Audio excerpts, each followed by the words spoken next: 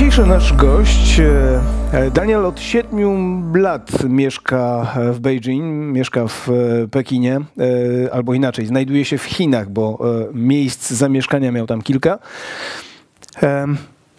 Właściwie te 7 lat nauczyło go bardzo wiele o Chińczykach, o ich sposobie zachowania i o tym, zresztą mógł zaobserwować, jak przebiega tam ten proces izolacji, w jaki sposób Chińczycy radzą sobie z tym problemem. Hello, Danny. How are you? You spend there a lot of time, and you know their mentality, you know how do they behave. How did it start in China? Well, yeah, indeed. I've lived in China for a long time. I speak the language. I've studied here and worked here. Before the thing with the virus started, I was actually traveling together with my wife, and our last place where we wanted to arrive was her hometown to visit her family for Chinese New Year. So the biggest festival there is in China, comparable to Christmas in Europe. Millions of people were actually traveling home, were looking forward to spend time with their family. We had a nice New Year's Eve, we had a nice New Year's Day, and then I think it was on the second day of New Year that the news have hit. Actually, no, it was before New Year, where the news have hit that there is a virus outbreak in Wuhan, in the east of China. And what was next? I mean, they were afraid about it, very afraid. They closed the town. It took a while until the town closed. Very quickly became clear that the situation had been going on for longer than the public had known. Many people were quite irritated in how long it took the government to actually respond. With the fact that everyone was either traveling home or already at home, but definitely off work for the holidays, there was tons of information shared on social media about different theories, where it may come from, what it might do. Now we very much know about the virus, but back then it was obviously the first time it came to the surface, and we didn't know anything about it. So there was many theories, and people started to get afraid. People started to really become aware of the situation once Wuhan got locked down, which was the ultimate indicator that something big is going on, which was then also the time when people bought many masks, bought disinfection solutions and alcohol, same as they're doing in Europe now. Whenever we would leave the house, it would only be for the most necessary things, which means going to the grocery store or getting some fresh air. Whenever we would come back, we would disinfect our shoes, our elbows, which we used to press the elevator buttons, and always wear a mask. Do you have also the problems with toilet paper, like whole world got the same one? I don't know why in China we also use toilet paper, but there was no issues in getting toilet paper. The biggest problem was the masks. Even though basically everyone has a mask. Yeah, so everyone in China usually has a mask at hand because it's used for pollution. It's used when you yourself have a cold and you don't want to infect others out of courtesy. It's used for public transportation when there's just many people on the subway because you don't want to breathe in everything they have. Sometimes it's these ones that are now harder to get, which filter 95% of bacteria and germs and the PM 2.5 pollution. Sometimes it's the surgical mask. But people are already used to wearing masks and did this in the very early stages of the virus. Already, you could almost not see anyone without a mask on the street. But then slowly these masks, as well as disinfection solutions, were sold out. The main informations which come from China talk us that there's a big success. Yes, they got less new people who are infected than in States, than in Europe, than in the other places. How do you think it's true, or how do they manage with that, if it is true? Well, I'm a bit torn apart. I do not fully trust all the numbers that are mentioned, but I do have to admit that many of the precautions that are being taken here, especially in regards to wearing masks, in regards to making sure people stay at home, in regards to locking down the most important city, and also at a speed that is unprecedented, that these very likely will have had positive effect on the development of the virus. Now, around, I don't know, maybe 8, 9, 10 weeks have passed. It is said in the media that there's almost no new cases within China, that almost all of the new cases come from abroad, which is also one of the reasons why everyone coming abroad is going to be quarantined for 14 days in a hotel room without the option to go out. And you could tell that there is rigorous measures to make sure that people are not going out, are staying at home. Even on the 3rd or 4th day of this news break-in, you were not allowed to enter any shop, any supermarket without temperature measurement, without wearing a mask. So you can tell that the measures that were taken were also quickly enforced. Looking at the total numbers and comparing them to Europe and also the US, one has to be doubtful if they are entirely true. Of course, through the development of this virus, only the coronavirus test has been developed. So we have a certain time span in the very beginning where there was no official coronavirus tests. Hence, these potential cases might not be in the numbers, and they might be in the 10,000s. And you tell us about this place of isolation for the people who come from abroad. You do the same. I mean, you and your wife, you go out of the China for the time where the streets were empty. You were on the beaches of Thailand, yes? Yeah, Thailand and Cambodia. And Cambodia, and you return back. And then, when you return back...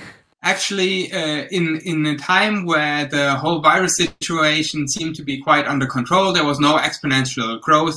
We nevertheless decided to go to Southeast Asia. I can work from abroad, just to have a more relaxing time than staying in the apartment all day and having to worry about disinfection.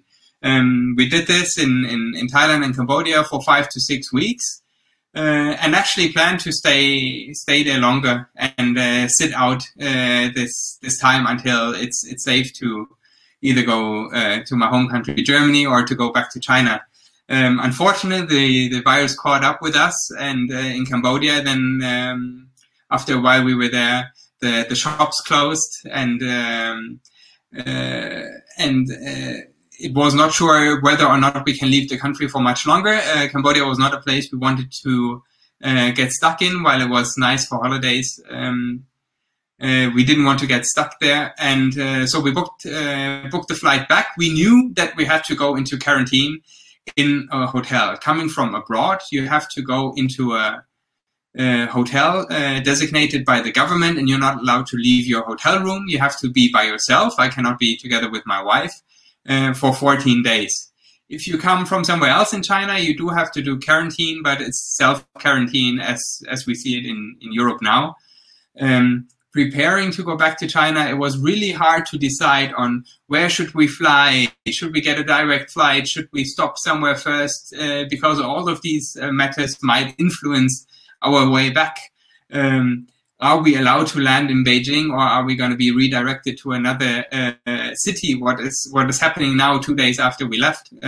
So we booked a ticket to the south of China, landed there first. We had people before we disembarked the plane who would come onto the plane, ask in what countries the passengers on the plane have been. They would measure temperature. They would ask questions, make sure that Everything is as safe as possible. Everyone wearing the mask, the eye protection, the full hazmat suits, which can be a scary sight, but through how the people behave, they made it less scary because they were actually really, really friendly and made sure that this is just something that needs to be done, and it's not that they're imagining that everyone is sick and they have to be very strict now. We then booked a flight to Beijing. When we were at the airport in the south of China, in the very beginning, we were not allowed to walk freely, so it was always having to go with someone that would lead us to the next station. For example, to the customs, to the immigration, and everything was checked rigorously for a long time. We were also brought to the security check, and once we had cleared this, we were kind of free to go to the gate. When we arrived in Beijing, because we were then arriving with an inter-country flight and not an international flight, we had to go to a certain desk, explain that we had come from abroad. They were taking notes, were checking our passports again to make sure they know where we're from, checking our seat numbers and whatnot. From there, we had waited in a designated waiting area with other passengers who arrived from abroad before we were taken to a bus. This bus took us to an old exhibition center. This exhibition center has been refunctioned to work as the hub for everyone arriving in Beijing from abroad, where we had to do another temperature test, where there were thousands of people in hazmat suits. You had to tell them where you're from, where you plan to go, and whatnot. And we knew that we'd have to go to a hotel. We had a choice of 2 hotels. They actually had 2 posters with the hotels and said, okay, this one is 500 yuan per night. This is 350 yuan per night. You get to choose one. You're not allowed to stay together with your wife. So everyone had to be in their own hotel room.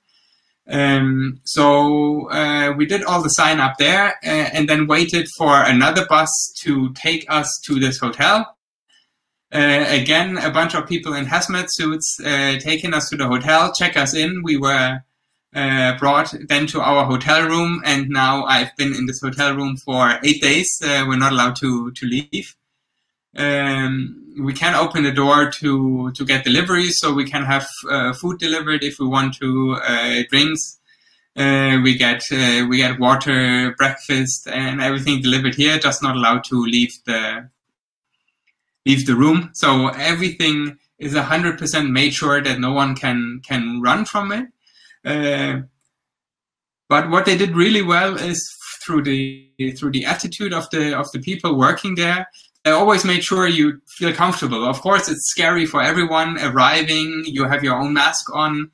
You have all these people in hazmat suits around you. You're not sure if you hear someone coughing or sneezing, if they might have the virus. So it's a tense atmosphere. But all the people working there, who are all government officials, actually did a good job. They had "Welcome to Beijing" written on their hazmat suits, little hearts there. Had things written on their arm that says, "Don't be afraid, I'm here for you," or "Just ask me." So they, despite this being such a dystopian feeling to be in this big exhibition hall, they actually did it quite nicely in taking the scary part out and let you know that everything is under control. In fact, when we were on the bus to take us to the hotel, the guy taking us there said, "You're now in the safest country in the world in regards to the virus." And even though as we talked about earlier, we're not sure about the official numbers, but you do get the feeling that everything is taken care of really well, and everyone was actually quite happy to listen to the orders, because everyone knows it's for your own well-being and the well-being of everyone. Rather than thinking, "Oh no, I want to go home. I don't want to go to a hotel. Leave me alone." Yeah, yeah. And you said you've been there for 8 days. Yes, so you've got just 6 days left. Yes, next Monday. Nice Monday. Yeah, okay. And how do you feel after these 8 days? This is a small one, the small room? The room's not big. I would say maybe 15 square meters. I was afraid a bit of the solitude, being by yourself. Luckily, I can work from here. I have my computer. The internet is not great, but it works okay, considering that 200 people have nothing better to do than to play on their phones and play on their computers. I did look for some fitness tutorials on YouTube that I try to do in the limited space that I have here. And I must say, so far, doing quite well. One additional reason is that before we traveled back, we had to check so much what to expect. What is the best way to go? Should we go to Germany? Me as a German, I'm looking at Germany and how it develops. Then my wife's Chinese, we're looking to China, how it develops. Which way should we go? What is the smartest to do? How will we arrive here? And while our experience arriving here was actually surprisingly pleasant, we didn't entirely know what was going to happen. So having worried about this a couple of days prior to our arrival, it kind of feels relaxing to just have to be in a hotel room now for 14 days and not having to worry about what you're going to do on the next day and if everything is going to be okay. Is anyone check your health during your quarantine?